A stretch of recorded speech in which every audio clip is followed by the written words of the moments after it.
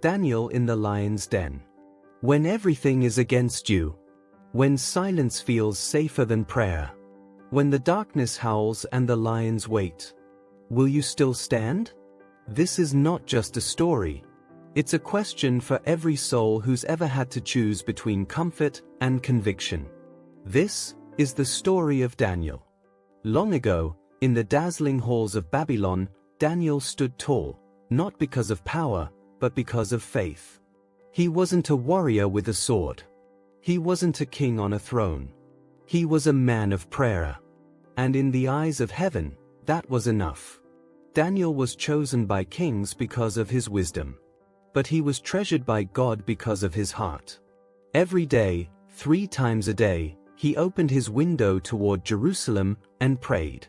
Not in secret. Not in fear.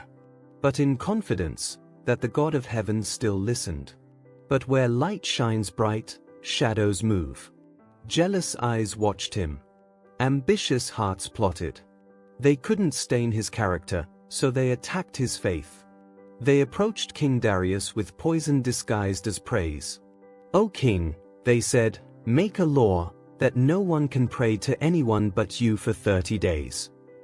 The king, unaware of their trap, agreed. He sealed the law, irreversible under the rule of the Medes and Persians. And just like that, prayer became a crime. Now Daniel could have hidden. He could have closed the window. He could have prayed in silence. But he didn't. Because some things are too sacred to surrender. So he knelt. He lifted his hands. And he prayed. As he always had. The spies rushed to the king with their wicked victory. And King Darius realized too late what he had done. He tried to save Daniel. He searched for a loophole. But the law was sealed. And Daniel was sentenced to die. The lion's den was not just a punishment. It was a death sentence. Ruthless, roaring beasts, the end of all hope. Yet Daniel walked in without struggle. Not because he trusted the lions, but because he trusted his God. A stone was rolled.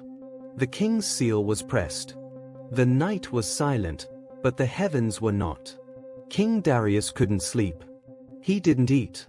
He paced the palace floor, praying to a God he barely knew, for a man who wouldn't stop praying. Then came the dawn. With the sun barely kissing the sky, the king ran to the den and cried out, "Daniel, servant of the living God, has your God been able to rescue you?" A moment of stillness. And then, a voice from the shadows. "O king, live forever. My God sent his angel and shut the mouths of the lions. I am unharmed." He was alive. Untouched. Unshaken. Unafraid. Because when the world closed the door, God opened a miracle. Daniel was lifted out. And the lions were silenced. Not by force, but by faith.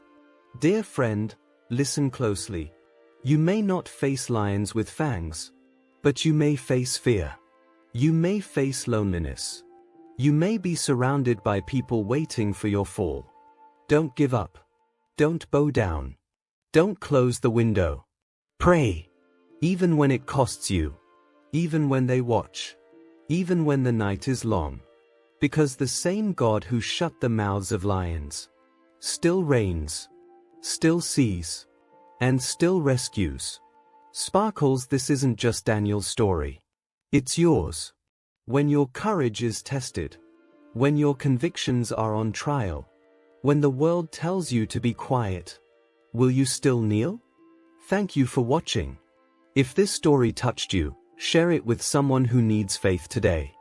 And don't forget to subscribe to The Bible Comes Alive.